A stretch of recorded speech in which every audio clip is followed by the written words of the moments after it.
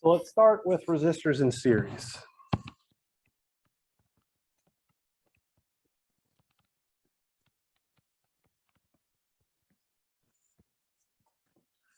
So let's say that I have some voltage source Vs connected to a number of resistors in series. Let's call this first guy R1. This next guy R2.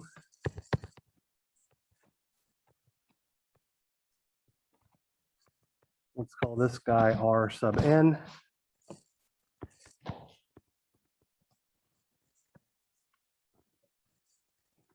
Like so. So we could have an infinite number of resistors in series connected to a voltage source. This is an example of a single loop circuit. So we know that there should be a common current of I flowing through all of the resistors. And I'm going to assign a voltage drop across each of my resistors such that the current I will flow into the positive polarity terminal. So that's going to give me a voltage drop V1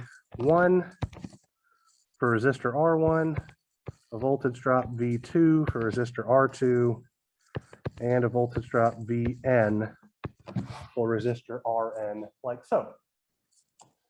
If I apply Kirchhoff's voltage law around this loop, I will find that Vs, the voltage being provided by my source, is exactly equal to V1 plus V2 plus V sub n. And I can use Ohm's law to relate all of those resistor voltage drops V1 through V sub n in terms of that common current I. So that would look like I times R1 plus I times R2 plus I times R sub n. Grouping like terms gives me I times R1 plus R2 plus R sub n. So what I can say here is that my voltage source doesn't see individual resistors. It sees an electrically equivalent resistance, right? So the ratio of V sub S divided by I, total voltage drop over all of those resistors in series, divided by the current flowing through all of those resistors in series from Ohm's law, gives me the equivalent resistance of all of those resistors in series, which is simply R1 plus R2 all the way out R sub n. So if I have resistors in series, I can just add them together directly, which is exactly what you guys learned in your freshman engineering classes. But now we know exactly why that works. Kirchhoff's voltage law. Any questions on this bit? Hopefully fairly straightforward. Don't see anybody raising their hand or anything. So let's move along to resistors in parallel.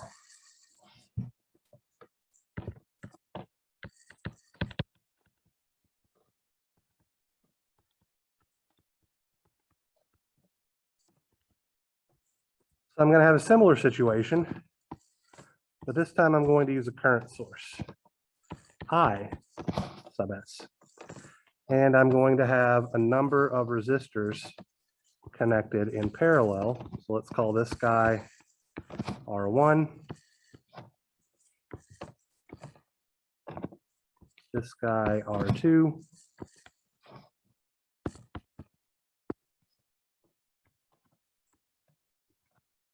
This guy R sub n.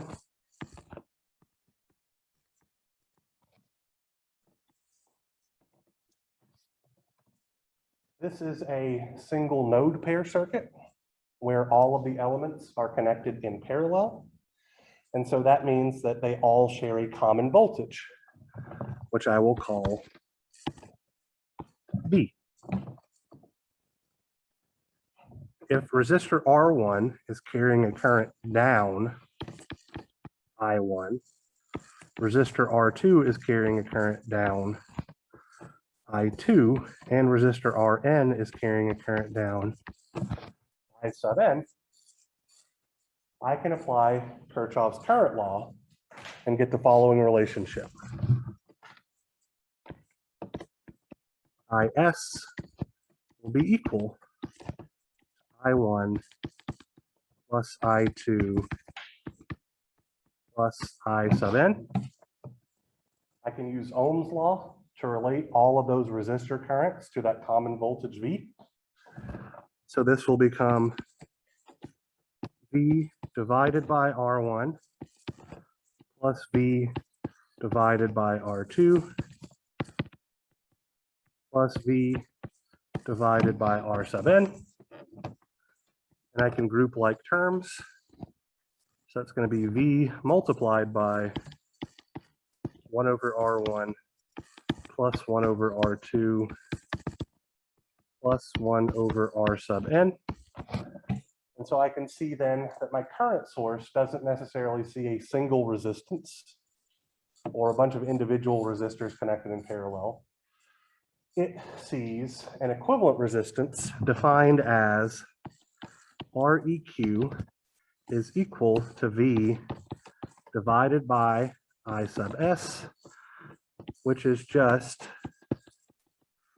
1 over R1 plus 1 over R2 plus 1 over R sub n, this whole thing to the -1 power, or just taking the inverse of the whole thing. So this tells us how resistors add when they are in parallel, which exactly agrees to what you guys learned in your Engineering 126. All right. So this next bit that I'm about to talk about may be new to some of you. It's a shorthand notation or shorthand method for determining the equivalent resistance of exactly 2 resistors in series. It only works for 2 resistors. I want to be very, very clear about that. So if we have a network, let me bring my page here. Like so, containing a resistor R1 in parallel with R2. And we want to find the equivalent resistance of this network. We know that Req should be 1 over R1 plus 1 over R2. That's exactly what the equation right above it tells us should be happening. Okay. What I can do is I can multiply that 1 over R1 by a factor of R2 over R2. And so that'll give me R2 over R1 times R2. And I can multiply 1 over R2 by a factor of R1 over R1, like so. And I now have a common denominator in my denominator, right? So what that lets me do is I'll have 1 over R1 plus R2 divided by R1 multiplied by R2.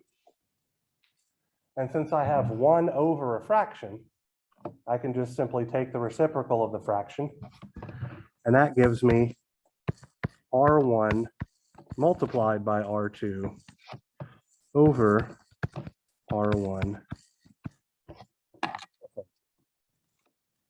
So this is a shorthand method for calculating the equivalent resistance of exactly 2 resistors connected in parallel. It only works for 2 resistors.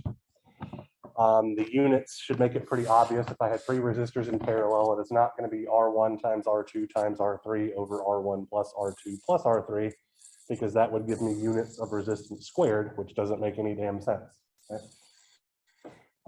So I tend to use this guy a whole heck of a lot. So I just wanted to make sure that you're all aware of it. So when I say, oh, what happens when we have 2 10 ohm resistors in parallel, you can easily see from this guy that 2 10 ohm resistors in parallel is just going to give you half of a single 10 ohm resistor and all that kind of good stuff, instead of just having to use a bunch of awkward math and all that kind of crap. So I would get in the habit of using this guy whenever applicable, because it's less math and you can do it more quickly. All right, any questions on any of this stuff that we've talked about here?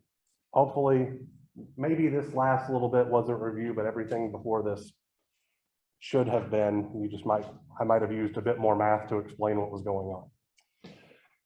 So the next thing that I would like to do, now that we understand how resistors can be combined, is to work literally like 1 to 2 example problems of putting these techniques into practice and introduce you guys to the way that I like to do resistor combinations. Because in my opinion, my way is pretty great. And so I'd like for all of you to at least be exposed to it, okay? So let's say that I have a network like this. I have a terminal A here.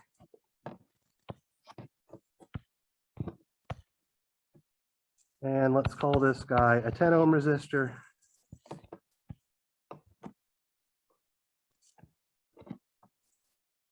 Let's call this guy an 8 ohm resistor.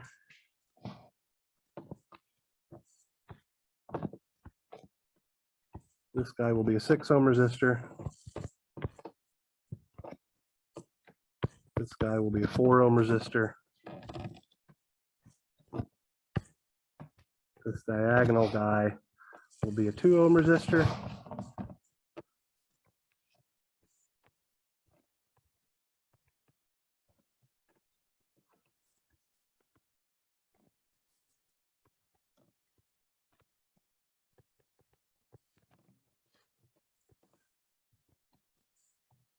Let's make this guy 16. And this guy a 14. And let's put terminal B here. I want to find the resistance seen between terminals A and B. The gut reaction for some of you is going to be, let's 10 ohms. That's very, very wrong. Okay. There is a 10 ohm resistor directly between terminals A and B, but the rest of that network is still connected, and so it's going to have some influence, okay? So everything except for the 10 ohm resistor is going to effectively be in parallel with that 10 ohm resistor. We just need to figure out how to make that happen. And so that's what I'm going to talk about for right now. So the way that I treat these complicated resistor combination problems, this is literally one of your homework problems with different numbers. The first thing that I like to do is identify my nodes. So I'm going to call this node right here, connected to terminal A, node A. I'm going to call this node right here, connected to node B, or excuse me, connected to terminal B, node B.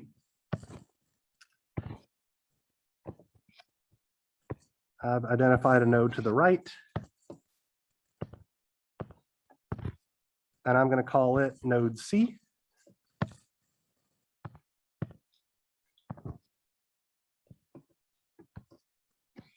I have this node on the bottom left, which I'm going to call node D.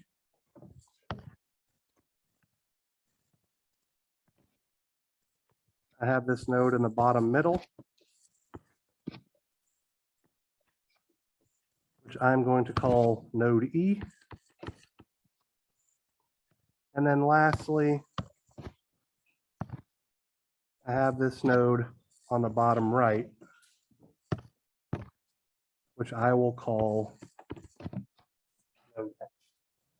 Okay. So I've identified my nodes, and I've just given all of the nodes that didn't have a terminal associated with them a letter to identify it. Okay. So what I'm going to do now is effectively play connect the dots, but I'm just going to go from dot to dot using resistors. Okay. So for example, I would start by putting A on the left-hand side of my page, and I'm going to come way over here and put B on the right-hand side, because that's what I'm trying to find the resistance between. So those 2 points should be on the outside edges of my analysis. I can see that directly between A and B, there's a 10 ohm resistor. So I'm just going to draw a line that connects A and B, put a 10 ohm resistor in the middle of it, and then I'm going to put a little check mark by the 10 ohm resistor to let me know I already took care of that. Okay. So now I need to figure out other ways I can get from A to B. So I can go from A to E to B. So I can put E here in the middle, and from A to E, I have a 2 ohm resistor.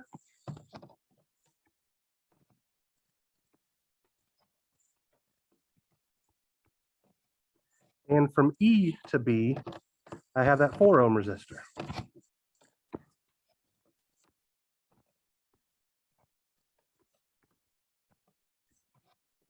And I'll put a check mark by the 2 ohm resistor and the 4 ohm resistor. Now,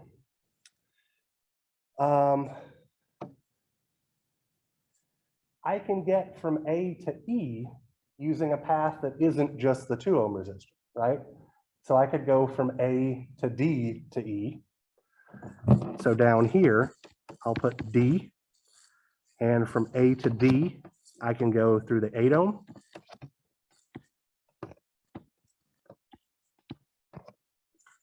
And from D to E, I can go through the 6 ohm.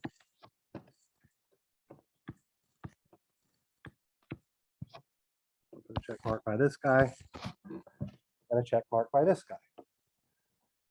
Now to go from E to B, we already have the 4 ohm resistor path taken care of, but we could also go from E to C to B, or from E to F to C to B. So let's put C here.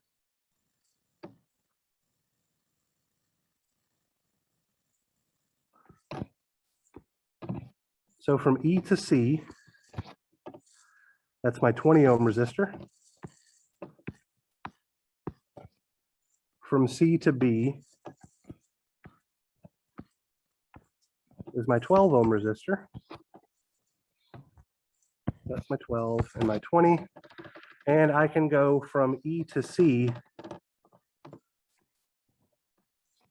by going through F. I'm kind of running out of room here a little bit, so I'm going to stretch this out. This guy is F.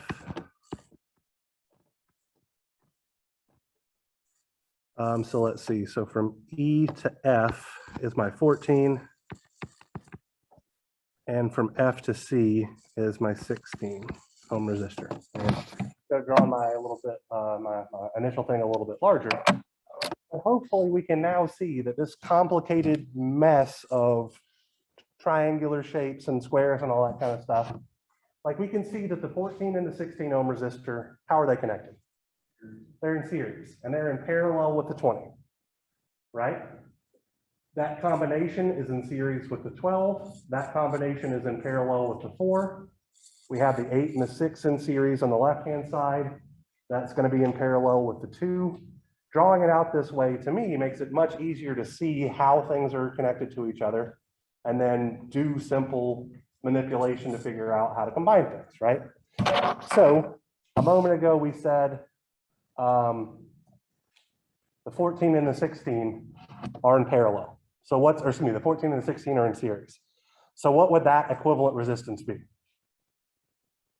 What's 14 plus 16? 30, right? So I can erase both, oops.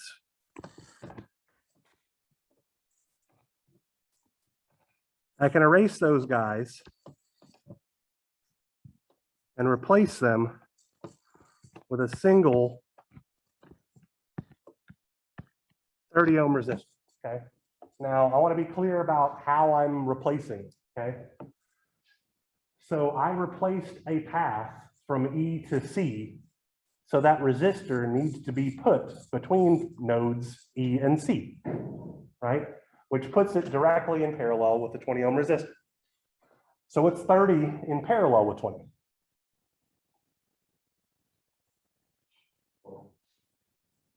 600 over 50 or 12, absolutely right. So that's between E and C. So I'm going to erase both of these guys. And I'm going to put a new 12 ohm resistor between E and C. Now I have 12 in series with 12. What's that going to be? 24. So that 24 ohms of resistance should be between E and B.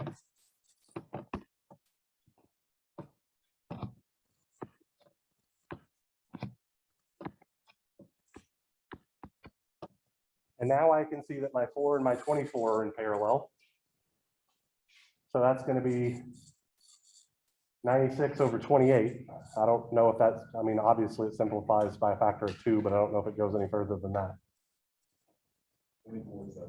24 over 7. All right.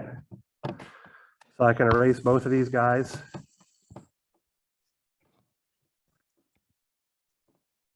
And put a single 24 over 7 ohm resistor here. And I can now start working on the left-hand side, right? So what's 8 and 6 in series?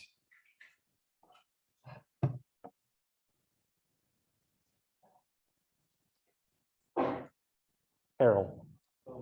14.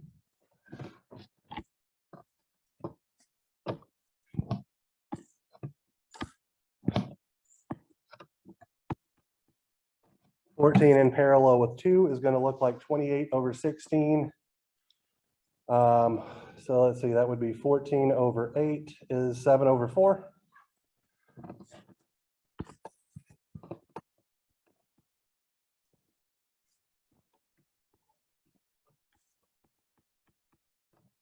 And I'm too lazy to deal with these fractions, but at this point, it should be pretty trivial to see what you're supposed to do for the next 2 steps. You combine those resistors that are in series, and then that series combination would be in parallel with the 10 ohm resistor, and you'd be done. So you don't have to do it this way by any stretch of the imagination, but I find that this method of labeling the nodes specifically with different colors really helps figure out, you know, which things are supposed to be connected in series, which things are supposed to be connected in parallel, and then kind of stretching the circuit out, to me, makes it very easy to do these simple simplifications and all that kind of good stuff.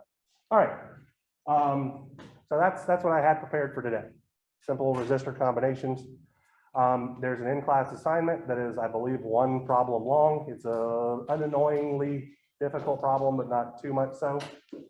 And then after that, we do have a lab that is just effectively putting these resistor combination techniques into practice and measuring things. So if you have any questions about stuff, I'll be roaming around the room to help out.